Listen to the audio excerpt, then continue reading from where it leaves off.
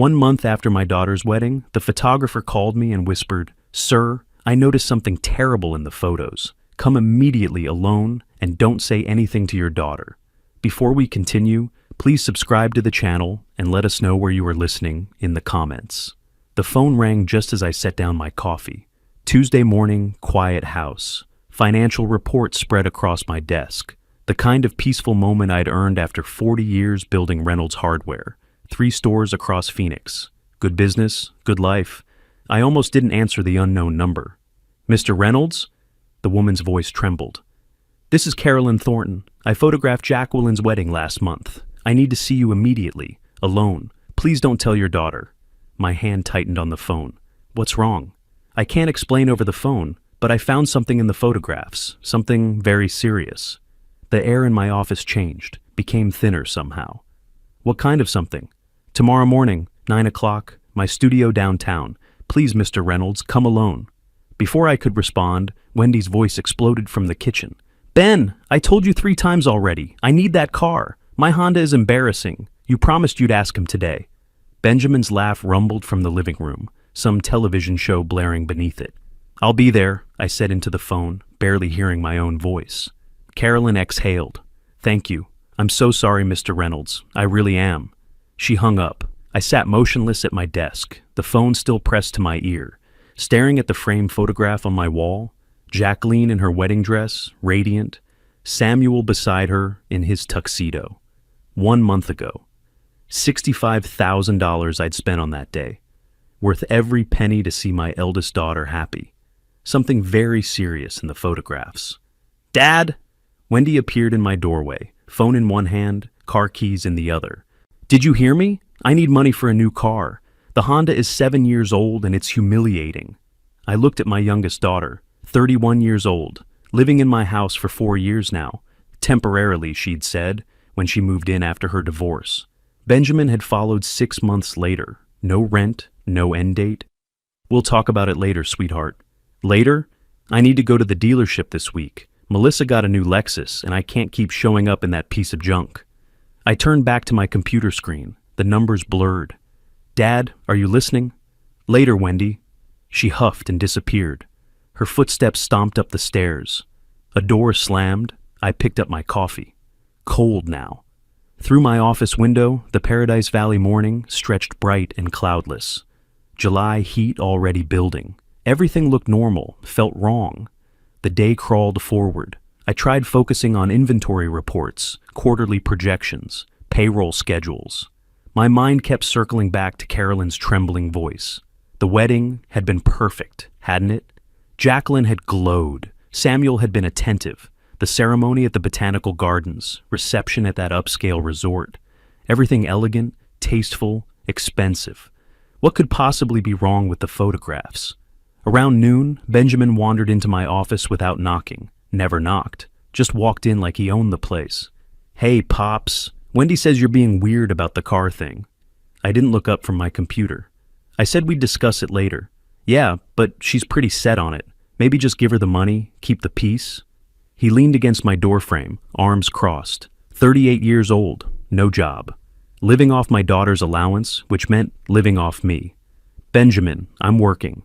Sure, just saying, happy wife, happy life, right?" He grinned and left. Happy wife. He'd never married Wendy. 4 years together, living in my house, and he couldn't be bothered to make it official. But he had opinions about how I should spend my money. I stood and walked to my window. Below, my pool sparkled unused. The guest house where Wendy and Benjamin stayed sat at the far edge of the property. Separate entrance, full kitchen, 2 bedrooms. I'd had it built thinking visiting grandchildren might use it someday. No grandchildren, just Wendy and Benjamin. The afternoon bled into evening. I heated leftover pasta, ate alone at my kitchen counter, while Benjamin occupied my living room and Wendy video called someone upstairs, her laugh piercing through the ceiling. At 7:30, my doorbell rang. Jacqueline stood on my front step, perfect as always. Tailored blazer, designer jeans, that smile she'd inherited from her mother, my eldest, my successful one. Marketing executive, beautiful home, well, apartment currently. Married to Samuel Fisher, investment banker. "Hi, Daddy." She kissed my cheek and walked past me into the house. I was in the neighborhood, thought I'd stop by. Paradise Valley to her place in Scottsdale wasn't the neighborhood, but I didn't mention it. She settled onto my couch, crossed her legs, looked around the living room like she was appraising it. "How are you? You look tired." "Long day. Business things." She picked up a framed photo from my side table, her and Wendy as children, studied it, set it back down, slightly off-center.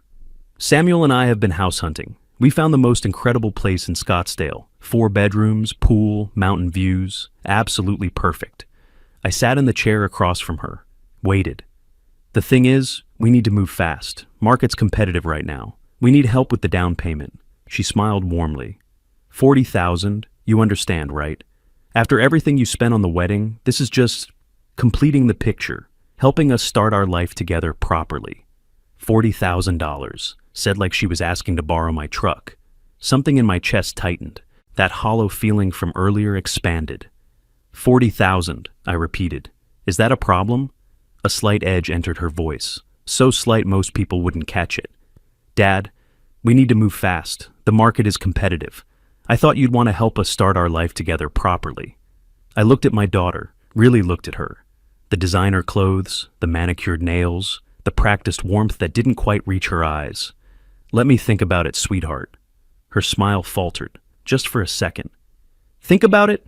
Dad, this is important. Samuel and I need to review some things first." She stood abruptly. "Fine, but don't take too long. We can't lose this house." She grabbed her purse, kissed my cheek again, colder this time.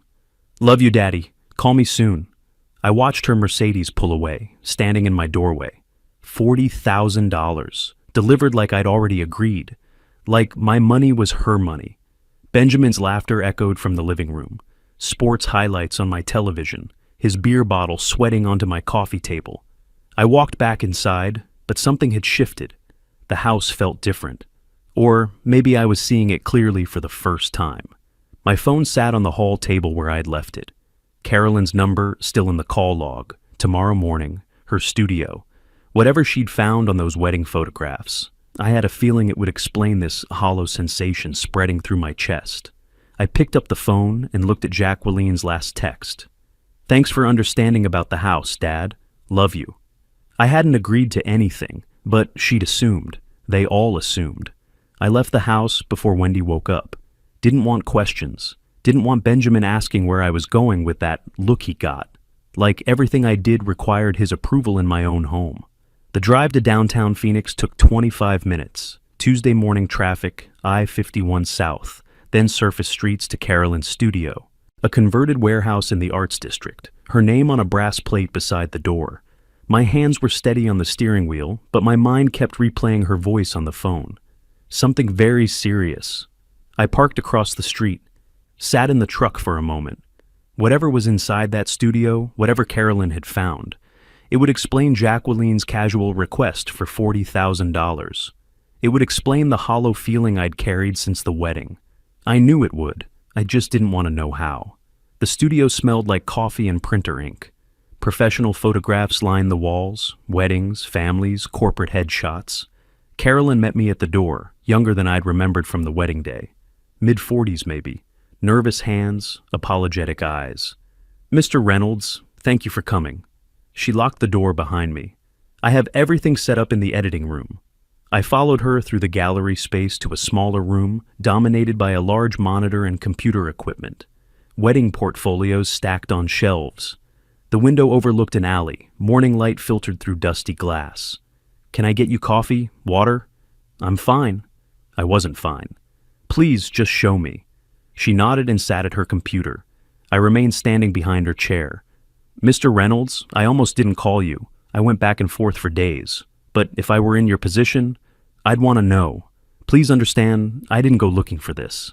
My throat tightened. "Show me." Her fingers moved across the keyboard, the monitor filled with images from Jacqueline's wedding, the ceremony, my daughter walking down the aisle, Samuel waiting at the altar, guests smiling, everything beautiful, everything perfect. "These are the standard shots," Carolyn said softly. "What you saw at the wedding, what everyone saw." She clicked to the next folder. 2 hours before the ceremony, I was at the restaurant venue early, testing exposures, calibrating equipment. There's a terrace overlooking the courtyard. Another click. I was shooting through a window, adjusting light settings. The image appeared. My hands gripped the back of her chair. Samuel, my son-in-law, in his tuxedo, not yet buttoned properly, pressed against a woman with red hair. Not my daughter, kissing her, his hands in her hair, her arms around his neck. Not a friendly embrace, not a goodbye to an old friend. Intimate, possessive, familiar. How long before the ceremony? My voice sounded far away. You're certain about the time? 2 hours before. The metadata is here. Date, time, GPS coordinates. She pulled up a technical display. Numbers, timestamps, location data. I was at the restaurant venue early, testing exposures through a window.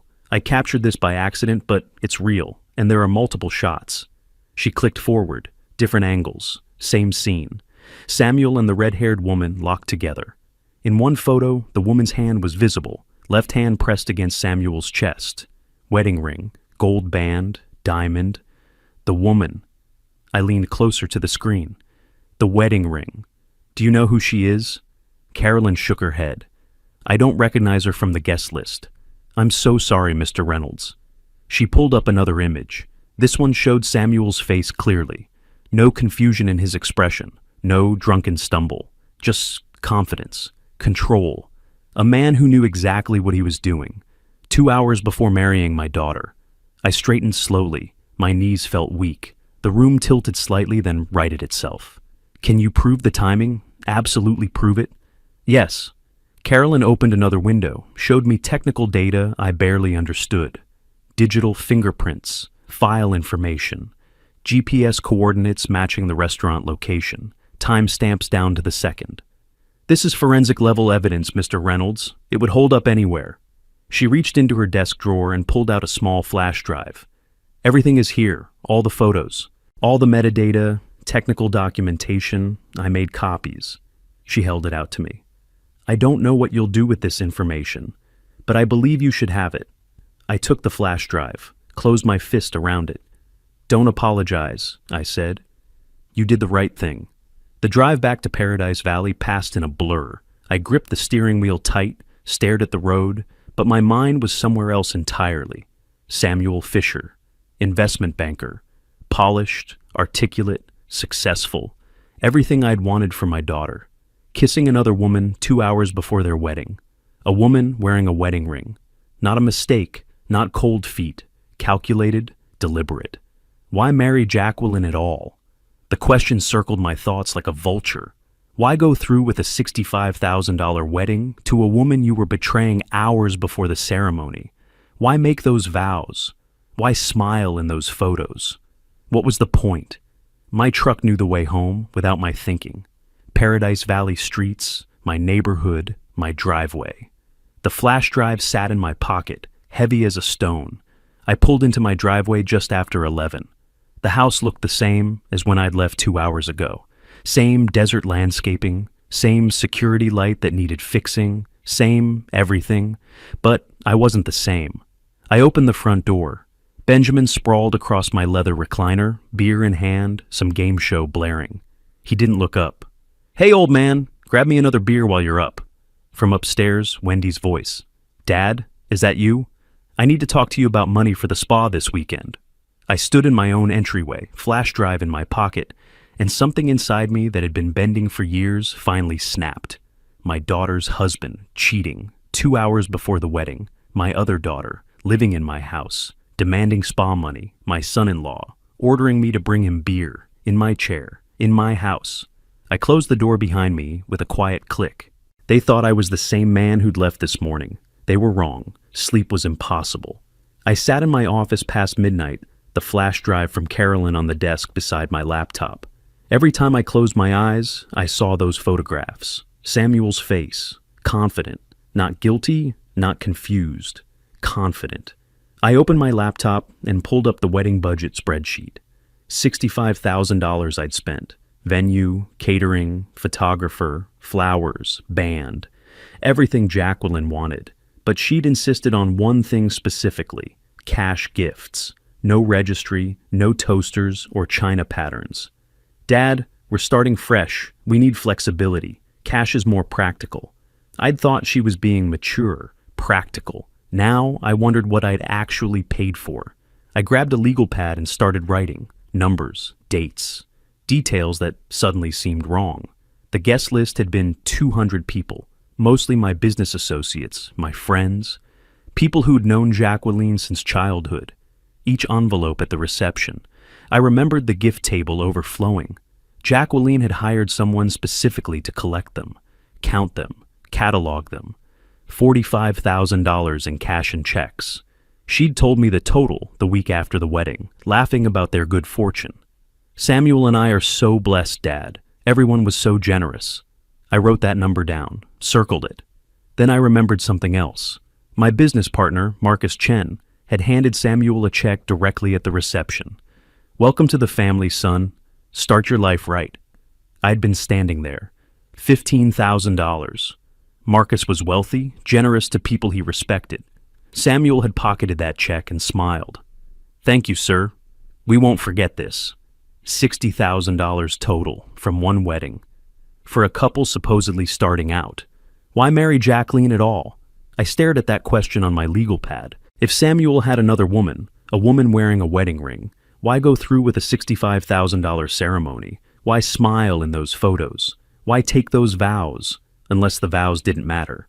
Unless the money did. My stomach turned. The night dragged on. I made coffee around 3 a.m, stood at my kitchen window, watching the dark desert hills. Somewhere in Scottsdale, Jacqueline slept beside the man who'd betrayed her hours before their wedding. Or maybe she knew. Maybe she didn't care. That thought was worse than the first. At 7, I showered and dressed. Business casual, khakis, polo shirt. Left the house before Wendy woke up. Didn't want questions. Didn't want to see Benjamin sprawled on my couch. The bank opened at 9. I drove to the downtown Phoenix branch where I did my business banking. Professional territory. Safe ground. The manager, Patricia Williams, greeted me in her office. We'd worked together for 15 years. Mr. Reynolds, what brings you in this morning? I wanted to verify a check I wrote. Wedding gift for my daughter, $20,000. Want to make sure it cleared properly. Patricia pulled it up on her computer. Let me see. Yes, here it is. Joint account for Samuel and Jacqueline Fisher. Check cleared without issues. Joint account, I said casually. When did they open that? Patricia scrolled. Looks like 2 months ago, May 10th. 2 months before the wedding. Not years, not when they got engaged. 2 months. They must have moved fast on wedding planning, I said, keeping my voice light. Young people these days. Patricia smiled. Everything happens quickly. I thanked her and left. In my truck, I sat with the engine running, May 10th. They'd opened a joint account specifically to receive wedding money, planned it, coordinated it. This wasn't romance, this was logistics. I drove home through late morning traffic, mind churning.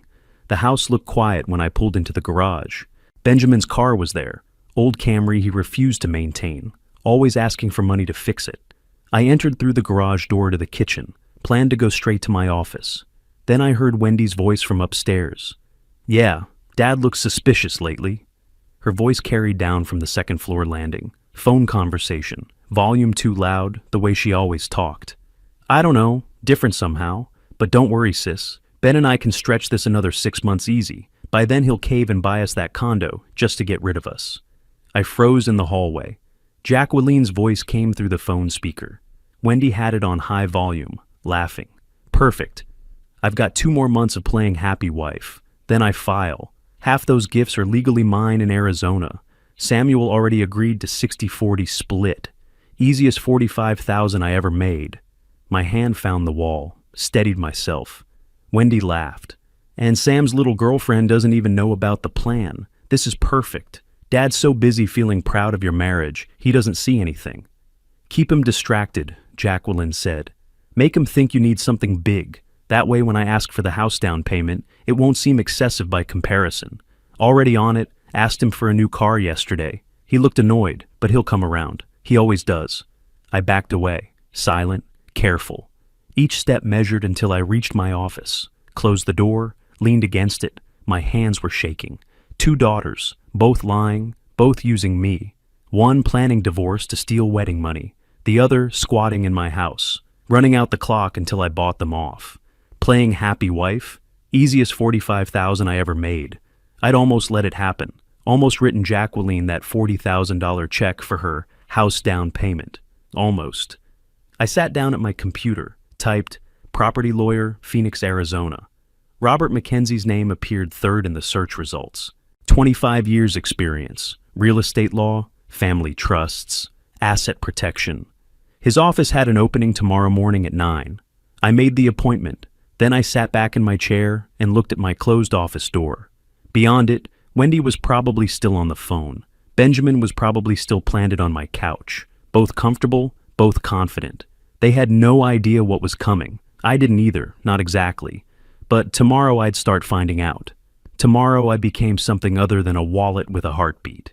Mackenzie's office was in a glass building downtown, 23rd floor. I arrived 10 minutes early and spent them in the parking garage, organizing my folder one last time. Wedding spreadsheet. Flash drive from Carolyn. My notes from last night. 3 pages of timelines, quotes, dollar amounts. Evidence. The elevator ride up felt longer than it was. I'd made business decisions for 40 years, negotiated supplier contracts, handled employee disputes, weathered economic downturns. This shouldn't feel different, but it did. This was my family, my daughters.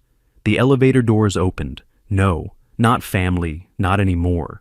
They'd made that choice when they turned me into a transaction. The reception area was professional, glass desk, leather chairs, abstract art I didn't understand, but recognized as expensive. A woman looked up from her computer. "Mr. Reynolds, Mr. Mackenzie is ready for you." His office had floor-to-ceiling windows overlooking Phoenix, mahogany desk, law books lining one wall, diplomas and bar certificates in frames. Robert Mackenzie stood as I entered, 50s, gray at the temples, firm handshake. "Mr. Reynolds, please have a seat. Can I offer you coffee?" "Yes, black." He poured from a carafe on the credenza, handed me a ceramic mug, settled behind his desk. "I reviewed your intake form. You mentioned property issues and family matters. Tell me what's happening. Start wherever makes sense to you." I placed my manila folder on his desk, opened it methodically. "A month ago, I paid for my daughter's wedding. $65,000. 3 days ago, the photographer showed me pictures of my son-in-law with another woman, 2 hours before the ceremony. Yesterday, I discovered my daughters planned this. The marriage was a scam to collect cash gifts and split them." Mackenzie's pen paused over his legal pad. "When you say plan this, you have evidence both your daughter and her husband intended to divorce from the beginning?" I overheard my younger daughter on the phone with her sister. Quote, "2 more months and I file for divorce. Half the gifts are legally mine. Samuel already agreed to 60-40. Those were my daughter's exact words. I slid the flash drive across his desk.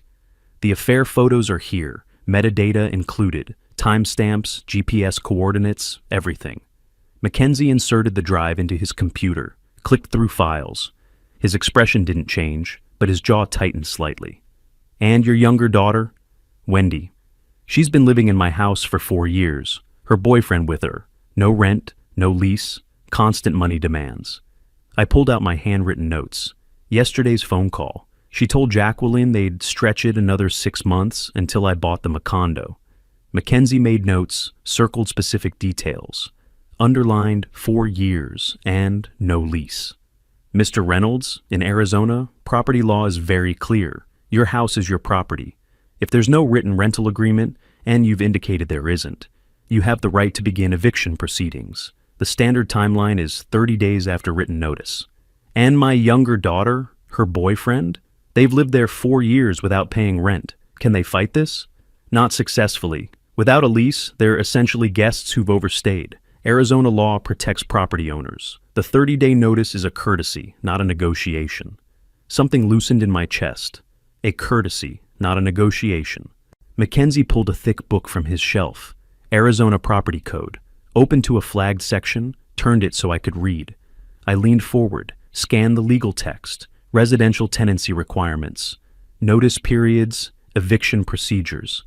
"It's straightforward," Mackenzie said. "We draft a formal notice. You serve it personally or via certified mail. They have 30 days to vacate. If they refuse, we file with the court for removal. Given the lack of any rental agreement, judges rule quickly on these cases. What about the rest? I looked up from the book. My assets, my business. I don't want them getting anything when I'm gone. They've made it clear. I'm just a resource to them. Mackenzie closed the property code. That's where an irrevocable trust becomes valuable. We transfer your assets, house, business interests, savings, into a trust managed by a professional trustee. You maintain control during your lifetime, but after death, distribution follows your instructions. It's much harder to challenge than a simple will. Harder to challenge, I repeated. Nearly impossible if structured correctly. A will can be contested. People claim undue influence, mental incompetence, all sorts of arguments. A properly executed irrevocable trust, established while you're clearly competent and acting freely, that's a different legal standard entirely. I sat back. How soon can we start? Mackenzie smiled slightly. First real emotion he'd shown. Today. I'll need you to sign an engagement agreement. My fees for this work, eviction notices, will revision, and complete trust creation will be $8,500. The trust work alone typically runs $6,000, but given the connected nature of your situation, I can offer a package rate, $8,500. I'd spent $65,000 on a fake wedding, another $45,000 collected by my daughter and her accomplice husband. Tens of thousands more over 4 years supporting Wendy and Benjamin. That's acceptable. Mackenzie pulled documents from his drawer. Engagement agreement, fee structure, timeline estimate. We'll have the eviction notices drafted by Friday morning. You'll serve them this weekend. I recommend doing it personally, so there's no question of receipt. After service, the 30-day clock starts. They must vacate by that date or face legal removal. And the trust? 2 to 3 weeks for complete asset transfer. I'll work with your financial institutions directly. We'll need current statements for all accounts, property deeds, business ownership documents. My paralegal will coordinate with you on specifics. He slid the contract across his desk. I read it carefully. Years of business had taught me that. Scope of work, fee schedule, timeline, everything Mackenzie had promised, formalized in legal language. I signed with a steady hand. Mackenzie countersigned, dated it, handed me copies. Mr. Reynolds, I should mention, this will likely destroy your relationship with your daughters permanently. Once you serve those eviction notices, once they discover the trust structure, there's no walking this back. I know. And you're prepared for that? I thought about Wendy's laugh on the phone, Jacqueline's casual cruelty, playing happy wife, easiest $45,000 I ever made. They destroyed the relationship themselves. I'm just acknowledging reality. Mackenzie nodded. Then we're clear. I'll call you Friday morning when the documents are ready. We shook hands again, longer this time. Something passed between us, professional respect maybe, understanding. I left his office with copies of the contract, timeline outline, trust structure summary, legal documents that meant one simple thing. I was taking my life back. The elevator down was faster than the ride up, gravity working in my favor. In the parking garage, I sat in my truck with the contract copies on the passenger seat. Eviction procedures, will modification summary, trust structure outline. My phone buzzed, text from Jacqueline.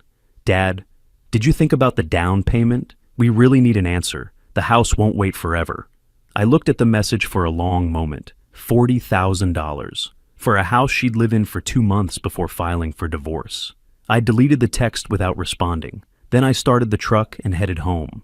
Wendy and Benjamin would be there, comfortable and confident, expecting nothing to change. They had 30 days left to enjoy that confidence. I had 30 days to prepare for war. The envelopes arrived Friday morning. Mackenzie's return address, heavy paper, official seals. I set them on my desk and looked at them for most of the day. By evening, I was ready. I could hear Wendy and Benjamin in the living room. Benjamin's voice carried, excited, animated. Another scheme, another ask. I picked up the envelopes and walked down the hall. They were on the couch, comfortable. Benjamin gesturing, Wendy nodding, my television, my couch, my living room. And craft breweries are huge right now, Benjamin was saying. Phoenix market is perfect. We'd need about $30,000 to start. Your dad would see returns in a year. Easy. Wendy laughed. He'll do it. He always does. Just frame it as helping family, and he'll write the check. I stepped into the room. They looked up, smiling, expecting nothing. I placed the envelopes on the coffee table between them. What's this? Wendy picked up hers, puzzled. Dad, we're talking about Ben's brewery idea. Official eviction notice? You have 30 days to find other housing. The words landed like stones in still water, ripples of silence spreading outward. Wendy tore open her envelope, read the heading. Her face drained of color. Benjamin grabbed his, scanned it. Have you lost your mind, old man? This is our home. This is my house. You can't just kick us out like we're strangers. Benjamin stood, stepped toward me, fists clenched, face reddening. We're family. Wendy's tears started, right on schedule. Dad, what are you doing? I'm your daughter. How can you throw us out? I looked at her calmly. You haven't paid rent in 4 years. You don't respect me. You see me as a wallet. Time to grow up. This is insane. Benjamin moved closer, invading my space. Old intimidation tactic. Everyone will know what kind of father you are, throwing out your own kid. The notice is legal, 30 days. I suggest you start packing. Wendy grabbed my arm. Dad, please, we can work this out. We'll pay rent. I removed her hand gently but firmly, turned toward the hallway. You'll regret this. Benjamin's voice followed me. You'll regret this. I walked to my office, closed the door, locked it with an audible click. Behind me, chaos erupted. Wendy's wailing, Benjamin's shouting, furniture scraping. I sat at my desk and listened. Their panic was music. 10 minutes passed. The shouting subsided into intense whispers. Then Wendy's voice again, higher. Phone call. I pressed my ear to the door. Gave us eviction papers. 30 days. Pause. Jacqueline responding. I don't know what happened. He was cold, like we were strangers. Longer pause. We need to do something. Jacqueline's voice carried through the phone speaker. Calm, strategic. I couldn't make out words, but the tone was clear. Planning mode. Okay, yes, tomorrow. Bring Samuel. We'll figure this out. More murmuring. Then Benjamin's voice, lower but venomous. He's going to regret this. I moved back to my desk and opened my laptop. Mackenzie had sent documents that afternoon. Trust creation paperwork, asset protection strategy. They thought this was about the house. They had no idea I was protecting everything. My phone buzzed. Text from Jacqueline. Dad, Wendy called me. We need to talk. Coming over tomorrow with Samuel. This has gone too far. I read it twice. They were regrouping, coordinating, about to launch their counterattack. Let them come. I pulled up a calendar and marked the date. Day 1 of 30. The clock had started. In the living room, Wendy was still crying. Benjamin was pacing. I could hear his footsteps, back and forth, back and forth. They'd lived here for 4 years without contributing a single dollar. 4 years of treating my home like a hotel. 4 years of demands and disrespect and assumptions.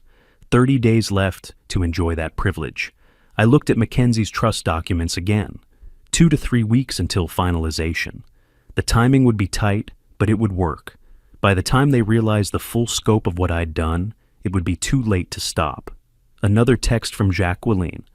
We'll straighten this out. Don't worry. She wasn't texting me. She was texting Wendy. But Wendy must have shown her my number too, because a third message came through. Dad, I know you're upset about something. Let's talk like adults tomorrow. Talk like adults. The woman planning to divorce her husband in 2 months to steal wedding gifts wanted to talk like adults. I turned off my phone. Tomorrow they'd come with their performance. Concerned daughter, diplomatic son-in-law, reasoned arguments, emotional manipulation. I'd seen the documentary already. I knew how it ended. Outside my office door, the house finally went quiet. Wendy and Benjamin had probably gone upstairs to strategize, or cry, or drink. I didn't care which. I opened a notebook and started writing, documenting the evening, their reactions, their threats, Benjamin's aggression, Wendy's tears, everything Mackenzie might need if this ended up in court. The pen moved steadily across the page, factual, detailed, dispassionate. Somewhere during the 4th year of their residence, I'd stopped being a father and become an ATM. Now I was neither. I was a property owner exercising his legal rights, and I had 29 days left to prepare for whatever came next. Saturday morning, I came downstairs to find Wendy in her bathrobe, sprawled across the couch. Dad, her voice was weak, theatrical. I can't get up. My heart is racing. The stress from this eviction, I think you should call a doctor. Benjamin hovered nearby, arms crossed, protective stance, both watching for my reaction. I walked past them to the kitchen. There's cold medicine in the cabinet, I said, without stopping. Behind me, silence. Then Wendy's frustrated exhale. I poured coffee and carried it to my office. Closed the door. Sunday afternoon, Benjamin found me in the garage, blocked the doorway with his body. You know what people will say, right? Aggressive tone, face too close to mine. That you threw out your own daughter, your pregnant daughter. Wendy wasn't pregnant, just another lie. Your business partners, your church friends, they'll all know what kind of man you really are. I checked my watch. The eviction is legal. You have 26 days left. Now move. He didn't. We stood there for 10 seconds. 20. His jaw working, fists clenched. Finally, he stepped aside. I got in my truck and drove to the hardware store. Stayed there for 3 hours, reviewing inventory, talking to managers, being anywhere but home. When I returned that evening, an envelope sat on my kitchen counter. Handwritten heading, Proposal. I opened it. Benjamin's handwriting, itemized list. Investment opportunity, craft brewery partnership. Initial capital required, $50,000. Terms, Wendy and Benjamin remain in residence, pay nominal rent, $500 month, repay investment within 5 years. 50,000, up from the 30 he'd mentioned Friday night. Desperation inflating the numbers. I read the whole thing, 2 pages. Financial projections pulled from nowhere, promises of returns, guarantees of family harmony. At the bottom, this solves everything. We stay, you profit, family stays together. I folded it, walked to the living room where they sat waiting, and handed it back. No. Wendy's face crumpled. Dad, we're trying to compromise. No, I repeated, and returned to my office with my dinner. Through the wall, I heard their frustrated whispers, accusations, disbelief, the sound of dishes slamming. Monday and Tuesday passed similarly. Wendy alternated between tears and silence. Benjamin oscillated between threats and bargaining. I maintained my routine, work, home, office, meals alone. Their presence became background noise. Wednesday evening, Jacqueline arrived. She'd called that afternoon. Dad, we're coming over for dinner, Samuel and I. We need to talk as a family. Not a request, an announcement. They arrived at 6. Jacqueline carried grocery bags. We're cooking tonight. You work too hard. Samuel smiled, firm handshake. Horace, hope you don't mind us just showing up.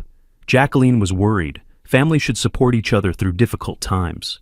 They took over my kitchen. Jacqueline chopped vegetables. Samuel set the table. Wendy emerged from upstairs, makeup perfect. No sign of her illness. Benjamin appeared, freshly showered, playing the reasonable adult. An intervention, carefully staged. We sat for the meal they had prepared. Chicken, rice, salad, nice presentation. Jacqueline poured wine. Samuel made small talk about his car sales work. Everyone performed normalcy. Then Jacqueline shifted gears. Dad, this house must be a lot to manage alone. All these rooms, the yard work, the maintenance. Have you thought about something smaller? A nice condo? I cut my chicken, chewed slowly. Samuel picked up the thread. The real estate market is strong right now. Houses in Paradise Valley sell fast. You could get top dollar, help set everyone up comfortably. There it was. Jacqueline touched the picture frame on the side table, adjusted it, territorial gesture. We'd help you move, of course, and whatever proceeds you got, it would be nice to share with family, help Wendy and Ben get started, help Samuel and me with our house down payment. Everyone benefits. The house. They wanted the house sale money, not inheritance someday. Now. The realization clicked into place with perfect clarity. Dad, I'm just saying, you're getting older. Wouldn't it be easier to have something manageable, less responsibility? I set down my fork, looked at each of them. Jacqueline, Samuel, Wendy, Benjamin, 4 faces, 4 different masks, 1 agenda. I'm not selling my house, Jacqueline laughed lightly, edge underneath. Dad, no one's pressuring you. We're just concerned. I stood. Thank you for your concern. I'm fine. Good night. The scrape of my chair, the walk to my office, the door closing. Behind me, shocked silence, then urgent whispers. I grabbed my phone and dialed Mackenzie's cell. I need to see you tonight. It's urgent. I'll be at the office in 30 minutes. I waited until I heard their cars leave. Jacqueline's Mercedes, then Benjamin's Camry following, coordinating, planning their next move. I grabbed my keys and drove downtown. Mackenzie's office was lit, 23rd floor window glowing. He met me in the lobby. They're coordinating strategy to acquire my assets, I said as we rode the elevator up. The eviction triggered something. Now they want me to sell the house, split the proceeds. Tonight's dinner was reconnaissance. In his office, Mackenzie pulled out fresh documents. Then we accelerate the trust creation. Everything, house, business, savings, transfers to professional management. You maintain full control during your lifetime. But after death, distribution follows your exact instructions. They can't challenge it, can't manipulate it. How fast can we move? I'll start paperwork tomorrow. We'll also change your bank account beneficiaries immediately. Remove your daughters entirely. $5,000 for the trust creation, but it's worth every penny. Do it. He pulled up forms on his computer. Beneficiary change authorizations. Trust structure outlines. I signed everything. Electronic signatures. Witnessed. Legal. 40 minutes later, I left with copies of everything. The drive home felt different. Lighter somehow. I arrived near midnight. The house was dark except for the living room lamp. Inside, Wendy and Benjamin had gone to bed. Empty wine glasses on my coffee table. They'd probably spent the evening plotting with Jacqueline on speakerphone. Let them plot. I had copies of the trust paperwork in my briefcase. Mackenzie would start asset transfers tomorrow. Within 3 weeks, everything I'd built would be protected. My phone showed 3 missed calls. Jacqueline, no messages. She knew something had shifted tonight. Maybe sensed that dinner conversation revealed too much. I thought about their performance, Samuel's diplomat act, Jacqueline's suggestion to sell the house. Everyone benefits, everyone except me. They'd miscalculated, thought I was a weak old man they could manipulate into surrendering my life's work. I was done being weak. 26 days until Wendy and Benjamin left, 3 weeks until the trust was finalized. They had that long to enjoy feeling like they still had leverage. I had that long to make sure they'd never manipulate me again. 2 weeks had passed since I'd served the eviction notice. 15 days remained. I set the dining room table myself that evening. 5 place settings. The good china I hadn't used since my daughters were children. Cloth napkins, water glasses. At my seat, I placed a manila folder face down. The folder contained 8 printed photographs. Samuel and a red-haired woman, time-stamped, geo-tagged. 2 hours before his wedding to my daughter. I'd invited everyone. Both daughters, both sons-in-law. A family dinner, I'd said. They arrived separately, Jacqueline and Samuel first, 15 minutes early. I heard them in the living room, whispered conversation with Wendy and Benjamin, coordinating, planning their approach. I called them to the table. The tension was immediate. They sat, exchanged glances, waited. I served roasted chicken and vegetables. Simple meal, nothing elaborate. This wasn't about hospitality. We ate in near silence for 10 minutes, forks scraping plates, water glasses lifted, the sound of forced normalcy. Then Jacqueline started. Dad, we've all been talking. The situation with Wendy, it's stressful for everyone. Maybe it's time to think about simplifying. The house, the business, it's a lot for one person. Samuel nodded, supportive. Horace, no one's saying you can't handle it. We just want to help. Selling at the right time, in this market, we could help you organize everything. Make it easy. Wendy leaned forward, gentle voice. Dad, we're worried about you, all alone here. Wouldn't a nice condo be better? Less maintenance, less stress? I set down my fork, reached for the manila folder. Before we continue, there's something you should see. Jacqueline picked it up, suspicious. What is this? I took a sip of water. Photographs from your wedding. Particularly interesting are the shots of Samuel with a red-haired woman, 2 hours before the ceremony, on the restaurant terrace. Samuel's face drained. That's not... Jacqueline opened the folder. I watched her eyes move across the first image, then the second. Her expression hardened into stone. Where did you get these? I ignored the question. I also overheard a phone conversation between you and Wendy. Let me quote, 2 more months, and I file for divorce. Half the gifts are legally mine. Samuel already agreed to 60-40 split. Those were your exact words, Jacqueline. Wendy's hand flew to her mouth. Benjamin half stood. You spied on us? You had no right? I raised one hand, palm out. Stop. Benjamin sat.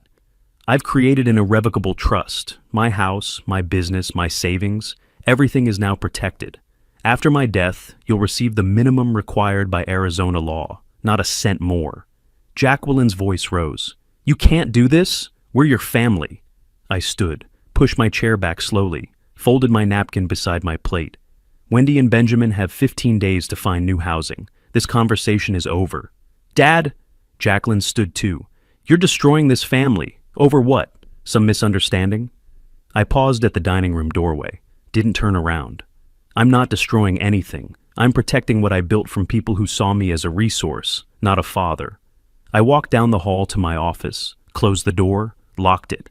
Behind me, voices erupted, Jacqueline shouting, Samuel's defensive protests, Wendy crying, Benjamin's angry curses. I sat at my desk and opened my laptop. Email from Mackenzie, sent an hour ago. Trust documents ready for final signature. Can you come in tomorrow morning? I typed back, 9 a.m. From the dining room, the argument continued, Jacqueline demanding I come out, Benjamin threatening to break down the door, empty threat. Wendy's sobs carrying down the hallway. They could argue all night. It wouldn't change anything. The photos were on the table. The truth was spoken. The trust was nearly complete. 15 days until Wendy and Benjamin left my house. However long it took for Jacqueline and Samuel's fraudulent marriage to collapse on its own. I'd spent 2 weeks watching them manipulate, scheme, coordinate, watching them treat my home like their playground and my wallet like their property. Now they knew I'd been watching back, and I'd already won. Mackenzie's office at 9 the next morning. Jennifer Chan was already there, a specialist in estate planning he'd brought in to finalize the trust. Mr. Reynolds? She shook my hand. 50, professional, efficient. Papers spread across the conference table like a legal fortress. Everything's ready for your signature. I sat down and started signing, page after page. Initials here, full signature there, transfer of primary residence, business interests, bank accounts, investment portfolios, all moving into the irrevocable trust structure. This transfers your house to trust management, Jennifer explained. Upon your death, distribution follows these instructions. Minimum legal requirement to immediate family, remainder to the charities you selected. And my daughters can't challenge this? They can try. Her voice was certain. But irrevocable trusts are extremely difficult to overturn. This is as protected as assets can be. I signed the final page. Done. 40 years of work. Protected. I drove home feeling lighter than I had in months. The next 13 days became a masterclass in psychological warfare. Day 2, I found my coffee maker shattered on the kitchen floor. Benjamin lounged at the table, newspaper spread in front of him. Oh, that, he shrugged. Slipped out of my hands this morning. Accidents happen. I swept up the glass without comment. 11 days, I said, tossing the pieces in the trash. Day 4, I heard Wendy talking to Mrs. Patterson over the back fence, our neighbor. I watched from the window. Wendy dabbed her eyes with tissue, dramatic gestures. He's throwing us out with nowhere to go. I don't know what's gotten into him. Mrs. Patterson looked uncomfortable. I'm sure you and your father will work things out, dear. I don't know. He's changed. It's like he's not the same person. I turned away from the window. Let her perform for the neighbors. It changed nothing. Day 7, Jacqueline arrived with a woman carrying a clipboard. Dad, this is Dr. Morrison. She's a psychologist. We thought it might help to talk. I remained standing, arms crossed. I didn't agree to any conversation. The woman smiled professionally. Mr. Reynolds, your daughter is concerned about recent behavioral changes. Sudden decisions, cutting off family.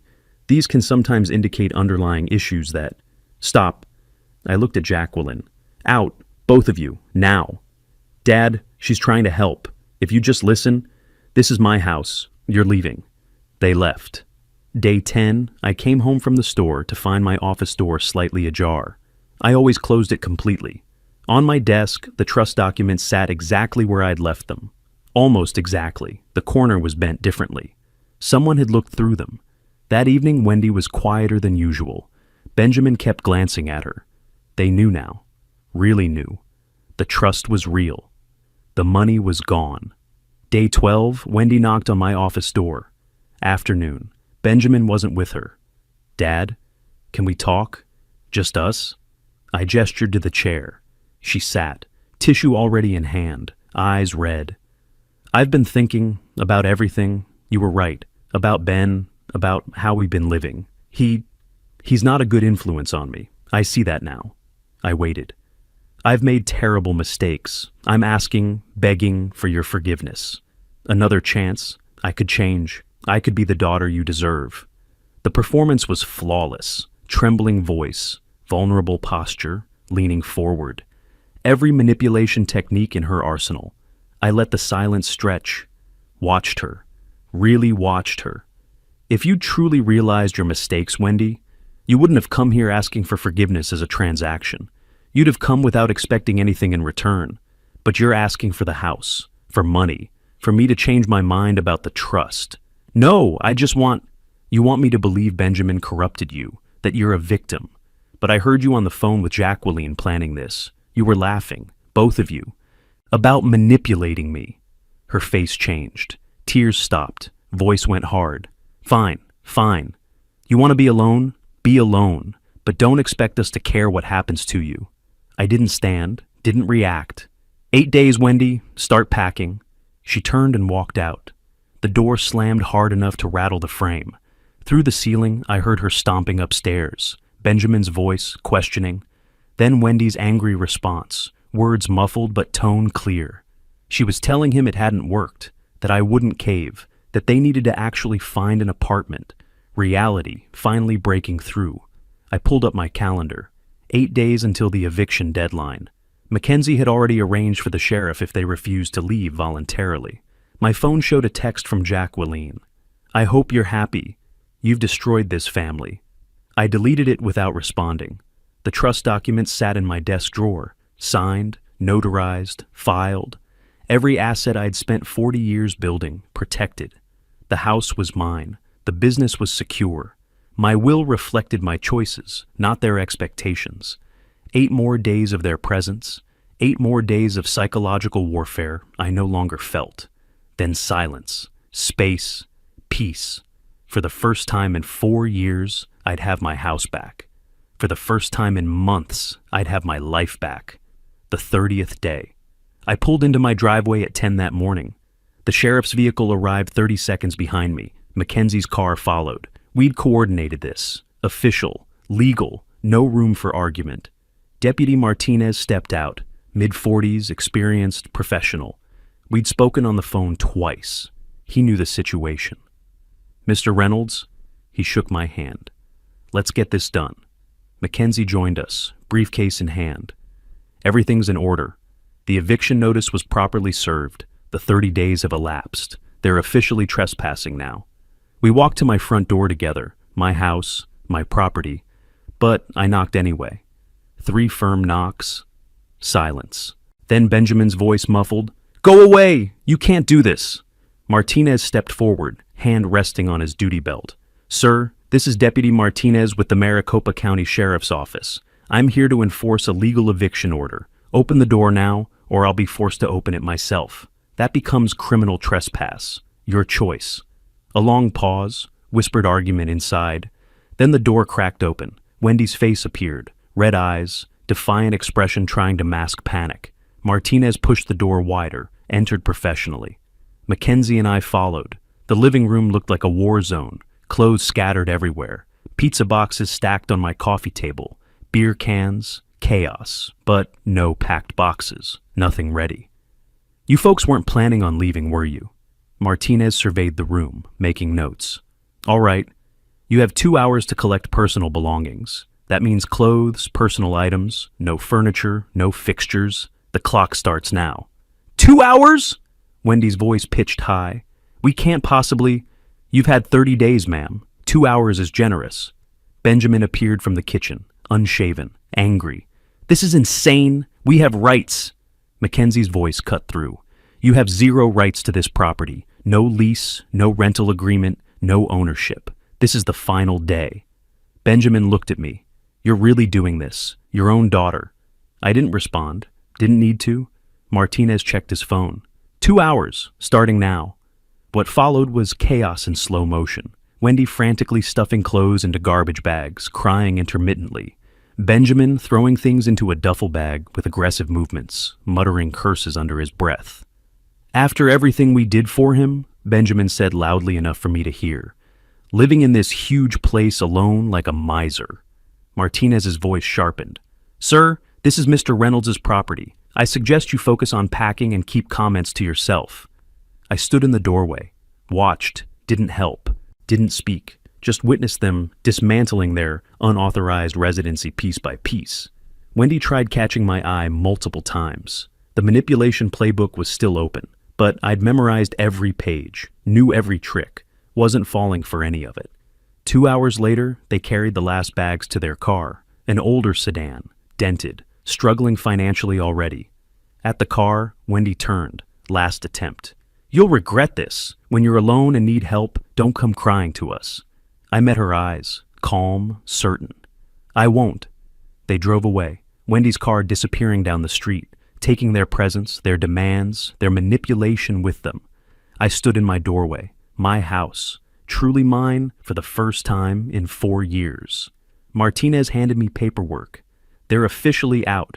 If they return without permission, call immediately. That's criminal trespass. Thank you, Deputy.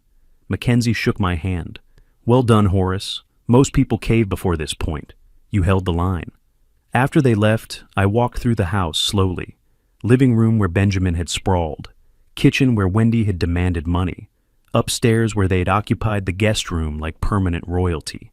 Empty now. All of it. Mine. That evening, my phone rang. Jacqueline. I considered not answering, but curiosity won. Yes? I hope you're satisfied. Her voice was ice. You destroyed this family, everything we had. Was it worth it? I looked at the family photo on the shelf.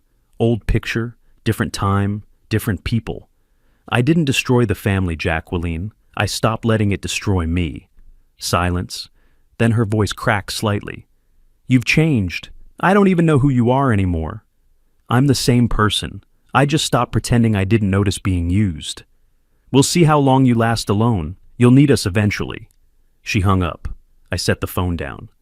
3 days later, it buzzed with a text from an unknown number. Samuel. I read it standing in my kitchen.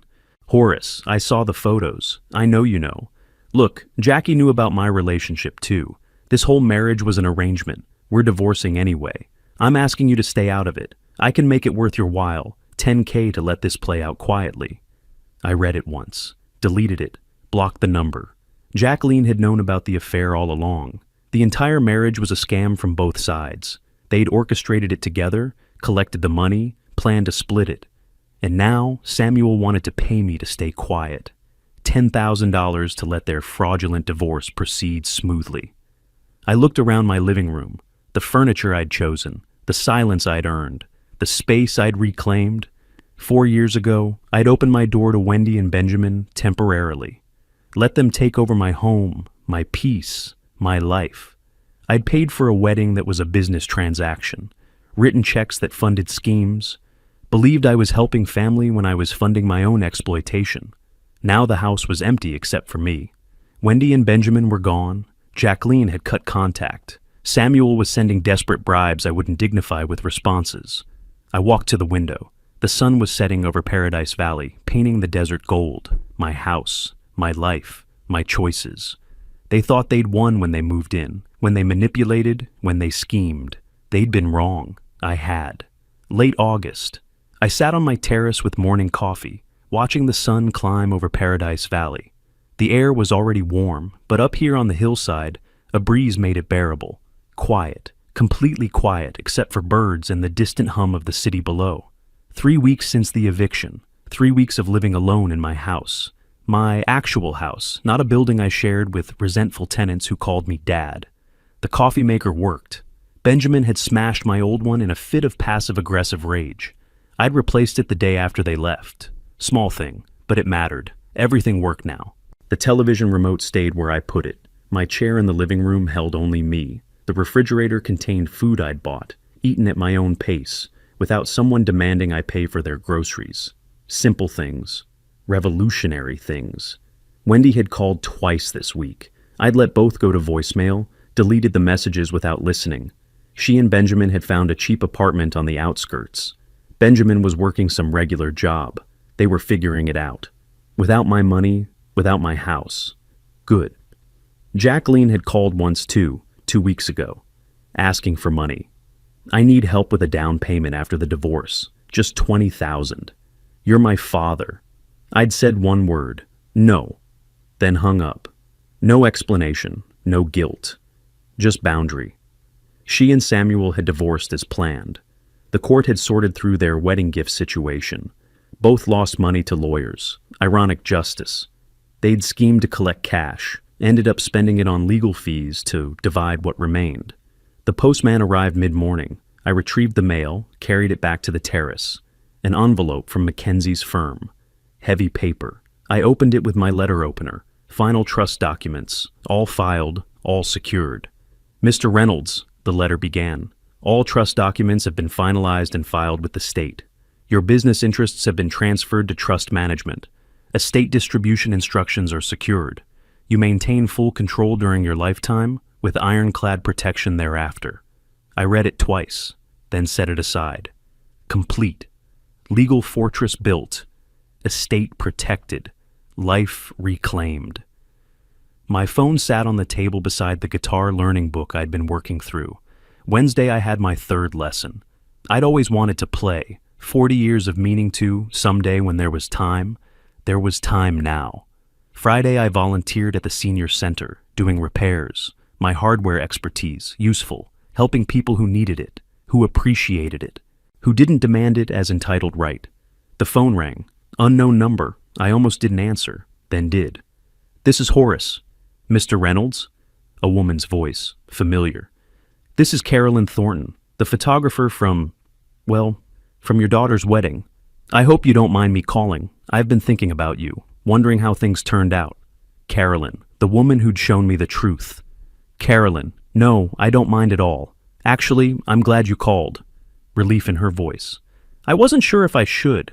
That day in my studio, showing you those photos, I've thought about it so many times. I hope I did the right thing. You did. You absolutely did. Those photos changed everything. You gave me truth when everyone else was feeding me lies. And how are things now, if you don't mind me asking? I looked out over the valley, the morning light, the peace. Things are good, Carolyn. For the first time in a very long time, maybe years, things are truly good. I'm so glad to hear that. You deserve peace. I surprised myself. Would you like to get coffee sometime? I'd like to thank you properly, and honestly, it would just be nice to talk. She was smiling. I could hear it. I'd like that. How about next week? Next week sounds perfect. After we hung up, I stayed on the terrace. Coffee with Carolyn next week. A guitar lesson on Wednesday. Volunteer shift at the senior center. Friday. Business inspection Thursday. A life, a routine. Built around what I wanted, not what others demanded. I thought about the journey. The photographer's call that shattered my illusions. The evidence. The overheard conversation. The lawyer consultations. The eviction notice. The family dinner where I'd laid everything bare. The final days of psychological warfare. The sheriff at my door. Each step necessary. Each boundary essential. My daughters thought I'd destroyed the family, that I'd chosen loneliness over love. They were wrong. I'd chosen myself over their version of love that looked suspiciously like theft. I'd chosen peace over obligation. I'd chosen truth over comfortable lies. The sun climbed higher, warming the terrace. I finished my coffee. Inside, the guitar waited. A life waited. A future built on honest foundations, not manipulative quicksand. Wendy would call again. I'd let it go to voicemail again. Benjamin might text. I'd delete it. Jacqueline might demand. I'd decline. They were learning to solve their own problems. I was learning to let them. The trust document sat on my desk inside, every asset protected, every decision mine. I stood and walked to the terrace railing, looked out over Paradise Valley, my home, my view, my peace. Alone, yes, but free. And for the first time in years, maybe the first time ever, that was exactly what I wanted. The next chapter was mine to write. Coffee with someone who didn't want anything except conversation. Guitar music made for my own enjoyment. Repairs done because I chose to help, not because someone demanded it. A life lived on my terms. Justice wasn't revenge, it was protection. It was boundaries. It was saying no when no was the only sane answer. I'd save myself, and that was worth everything. If you like this story, please like this video, subscribe to the channel, and share your impressions of this story in the comments. To listen to the next story, click on the box on the left. Thank you for watching.